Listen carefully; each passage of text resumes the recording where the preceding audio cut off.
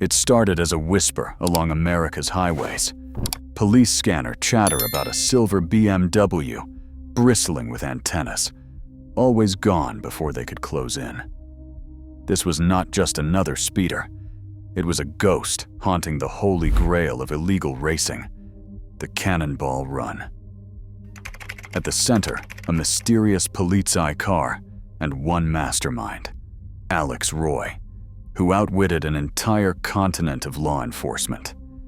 But how did a fake police BMW reshape the rules of pursuit and become America's most notorious street legend? The truth behind the greatest automotive deception is even stranger than you would think. Calls poured into highway patrols from Pennsylvania to California. Drivers swore they had seen a BMW, bristling with antennas, slicing through traffic at impossible speeds. Some described it as a police car, blue and silver, with strange foreign markings, but it never slowed for anyone. By the time officers arrived, the car had vanished. Late-night radio chatter among troopers picked up a pattern. In Ohio, a patrol unit clocked a sedan at over 100 miles per hour, but when they tried to catch up, it was already gone. In Texas, a trucker reported a German cop car flashing by, lights off, engine roaring. Dispatchers in Missouri shared stories of a vehicle that seemed to materialize out of nowhere and then disappear, as if it were a mirage. The sightings were not just from police. Civilian drivers on Interstate 80 called in, unnerved by a car that looked official, but did not fit any American police force. Some thought it was a diplomatic escort, others a smuggler. Each report ended the same way. The BMW was always gone before anyone could get a plate number or a clear look at the driver. Rumors spread among officers. Some believed it was a decoy, a test of their response times. Others whispered about a new breed of outlaw, someone who did not just run from the law, someone who seemed to predict it. The myth of the ghost BMW took hold, fueling late-night speculation and a growing sense of unease. No one knew who was behind the wheel or what the car was really after. All they knew was that it was always one step ahead. The Cannonball Run was never just a race. It was a gauntlet, 2,800 miles of open road, stretching from New York City to Los Angeles, with every mile watched over by state troopers, highway patrols, and local police. It was founded in the early 1970s by Brock Yates, and the event was officially called the Cannonball Baker Sea to Shining Sea Memorial Trophy Dash. The rules were simple. First to the Pacific winds. Everything else, speed limits, traffic laws, even common sense, fell away the moment the clock started. Every team faced a single, relentless opponent, the law. The route cut through 12 states, each with its own police forces and enforcement tactics. A single mistake could mean arrest, felony charges, or worse. Racers had to keep their average speed as high as possible, often over 90 miles per hour, just to have a shot at the record. That meant running for hours at triple-digit speeds, dodging speed traps, and gambling on when and where patrols would strike. The original record, set in 1971, stood at just under 36 hours. By the early 2000s, breaking 32 hours seemed nearly impossible. For the drivers, this was not about glory in the open. It was about beating a system designed to stop them at every turn. Fuel stops became pit stops. Sleep was rationed in minutes, if at all. The risks were not just legal. Fatigue, mechanical failure, and the constant threat of high-speed crashes stalked every hour. The Cannonball was the ultimate test of planning, nerve, and endurance. To survive, let alone win, demanded tactics that bordered on the extreme. Only the most daring, or the most prepared, could hope to cross the finish line ahead of the law. Alex Roy didn't fit the mold of a street racer. He approached the Cannonball like a grandmaster, convinced the race could be solved, not just won. Years before his record run, Roy immersed himself in the science of evasion. He pored over police training manuals, memorized the playbooks of air traffic controllers, and studied military deception tactics known as maskirovka. Every detail mattered, from the way patrols coordinated across state lines to the subtle rhythms of highway enforcement. Roy saw patterns where others saw chaos. He built a team with the same calculated precision. David Maher, his chosen co-driver, was known for steel nerves, a survivor of a high-speed crash who could stay calm when most would panic. Maher's job wasn't just to drive. He had to match Roy's obsession for detail, keep pace through fatigue, and take over when Roy's judgment wavered.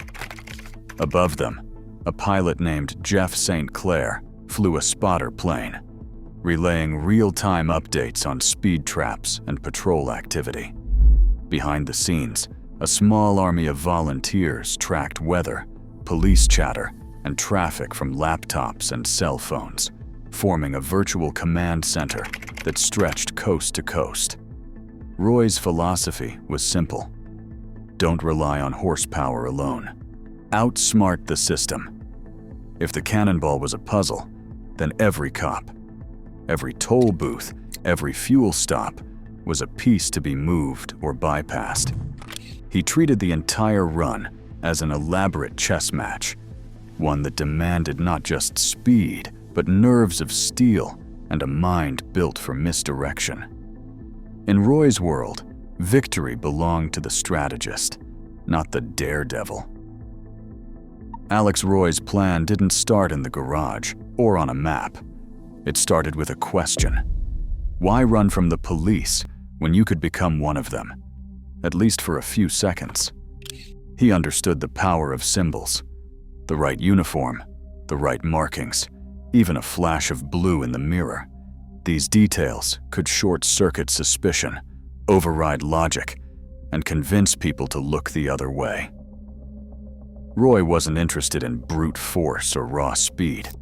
He wanted to slip past the net, not crash through it. He saw how authority works on the highway. Drivers yield, eyes glance away. Even police hesitate, unsure if they are seeing a foreign officer or some official they should not mess with. Roy's decision was simple and radical. Disguise his BMW as a German police car, down to the last detail. If the goal was to cross the country without being stopped, then the best camouflage was not invisibility. It was authority. He knew this meant crossing a line. Pretending to be law enforcement is a felony, not a traffic ticket. But Roy weighed the risks and saw the advantage. Every decal, every antenna, every polished inch of silver blue paint became part of his shield. He was not just building a fast car. He was building a story that, at 150 miles per hour, could make even a seasoned cop hesitate. The BMW M5 that haunted America's highways wore its disguise like armor. Every inch of the car's exterior was engineered for deception. The paint, a precise blend of silver and blue, matched the official palette of German Autobahn police cruisers. Along the doors and trunk, bold Polizei lettering stood out in crisp white, mounted on magnets so the decals could be removed in seconds. At gas stations, Roy could peel the decals away before a curious attendant had time to ask questions. A blue light bar perched on the roof completed the illusion. It gleamed with the same shape and color as lights seen on European patrol cars, yet it was wired for quick removal to dodge suspicion at close quarters. The car bristled with antennas, some real and some for show, sprouting from the roof and the trunk lid. each one suggesting a level of official communication no civilian should possess. Up front, a set of high-powered rally lights cut through the darkness, their beams sharp enough to mimic the urgent flash of a pursuit. Even the license plates played a part, with European tags swapped in for American ones during key stretches. Roy himself wore a custom-tailored German police uniform, complete with insignia and cap, so a glance through the window would confirm the story the car was telling. Every detail was calculated to sell the illusion, not just to other drivers, but to the very officers tasked with catching him. At triple-digit speeds, the difference between a real patrol car and Roy's creation blurred into a single, convincing flash of authority. Inside Roy's BMW, the cabin looked less like a car and more like a rolling surveillance post. Overhead, a panel bristled with switches and dials, each one mapped to a different piece of tech. At the heart of the setup were police scanners, one for every state the team would cross, constantly sweeping the airwaves for patrol chatter. These scanners picked up everything from routine traffic stops to sudden speed trap deployments, letting Roy and Maher adjust their pace or switch lanes before they ever saw flashing lights. Mounted on the dash, 3 GPS units ran side by side, each tracking the route independently. This was not overkill. It was insurance. If one system failed or lost signal, the others filled the gap, keeping the team on course and out of trouble. A laptop wired into the network logged every move and relayed messages from their command volunteers, friends and allies scattered across the country, tracking police activity and weather in real time. A thermal night vision camera, bolted low on the bumper, fed a live display to the driver. Even in pitch darkness, Roy could spot animals, debris, or the telltale heat signature of a patrol car idling on the shoulder. The cabin held a dozen cell phones, each one pre-programmed for secure calls with the spotter plane overhead. That plane's pilot, Jeff St. Clair, acted as their eyes in the sky, relaying warnings and route changes over a private link. Every device served a single purpose: to turn the BMW into a command center capable of outthinking, not just outrunning, anyone on the road. At sunrise, the operation shifted into overdrive. The BMW shot west, its pace dictated by a stream of live intelligence. Overhead, Jeff St. Clair circled in his Cessna, scanning the interstate for patrol cars and relaying updates through a secure phone line. Each message from the sky could mean a sudden lane change, a hard brake, or a burst of speed. The left lane, usually reserved for the boldest drivers, cleared as the Polizei markings flashed in rearview mirrors. Civilian cars veered aside, uncertain whether to yield or report what they had seen. On the ground, Roy and Maher worked in sync. Every fuel stop was timed to the second, with volunteers monitoring traffic and police chatter to select the safest exits. The command network, spread across laptops in living rooms and dorms, fed the team a constant stream of information, where troopers were setting up speed traps, which stretches had construction delays, and when a sudden spike in radio traffic signaled trouble ahead. The spotter plane's aerial sweeps proved invaluable. With a clear corridor confirmed from above, Roy could press the BMW's speed without hesitation. When the aircraft called in a patrol car lurking near a rest stop, the team dropped back, waited for the all-clear, then surged forward again. For hundreds of miles, the rhythm held.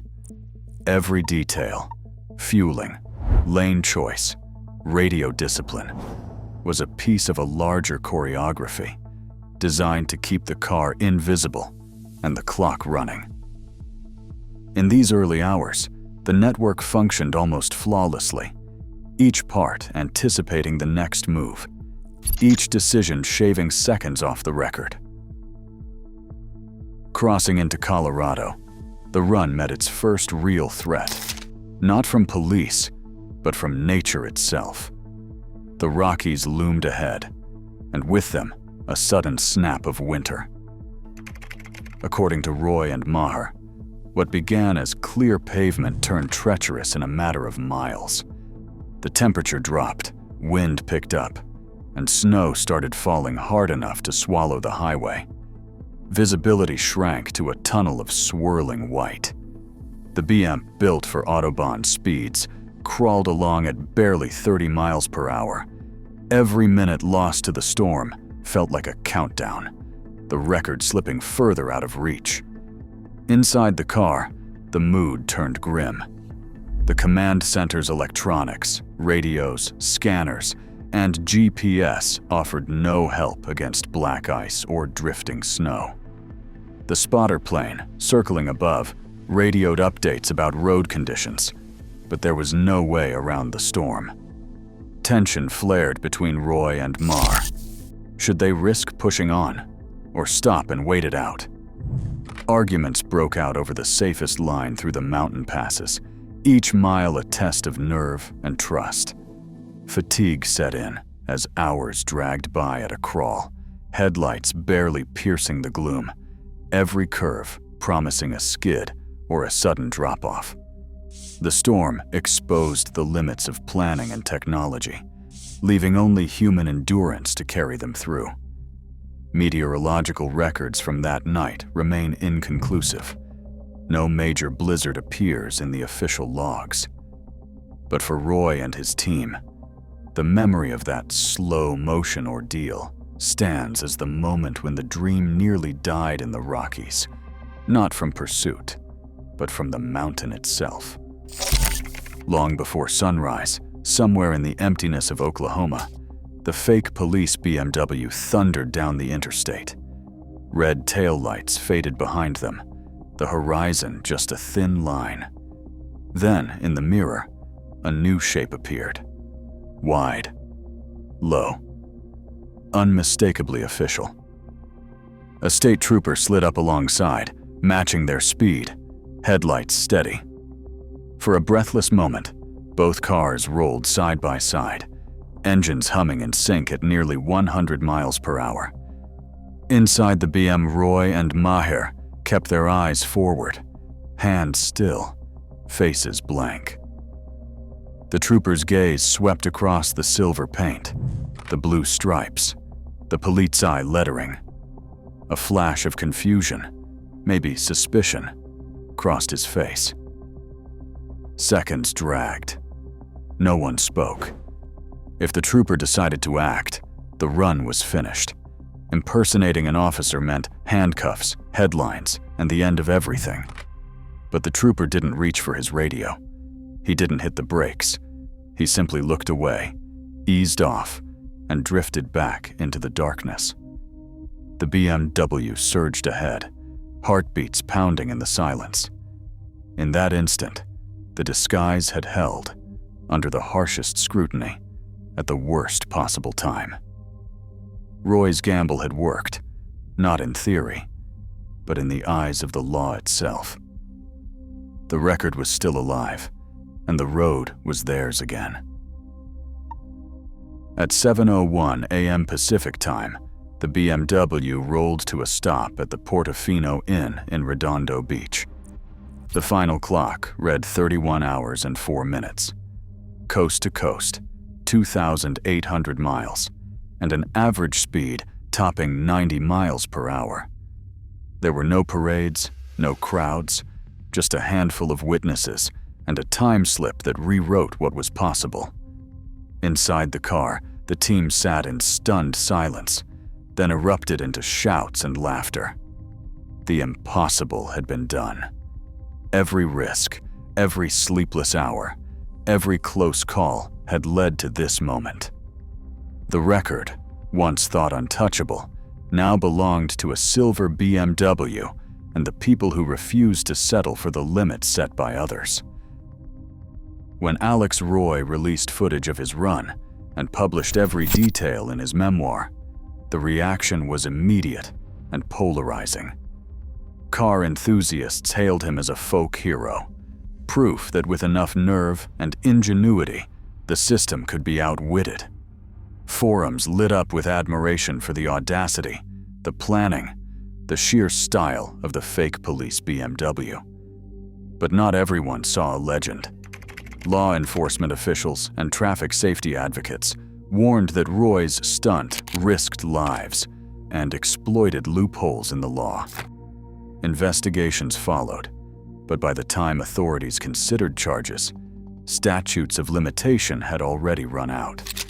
No one was ever prosecuted. The car itself became an icon, debated in magazines and podcasts. To some, it was a symbol of outlaw genius. To others, it was reckless endangerment. The line between hero and criminal, between myth and cautionary tale, was left for the public to decide. In an era of ever-advancing surveillance and AI-driven traffic enforcement, the line between law and illusion grows thinner. Today, anti-spoofing technology and digital forensics target even the boldest deceptions. Yet the urge to outwit the system endures. The real legacy is not a record time. It is the reminder that every system, no matter how secure, still invites someone to beat it.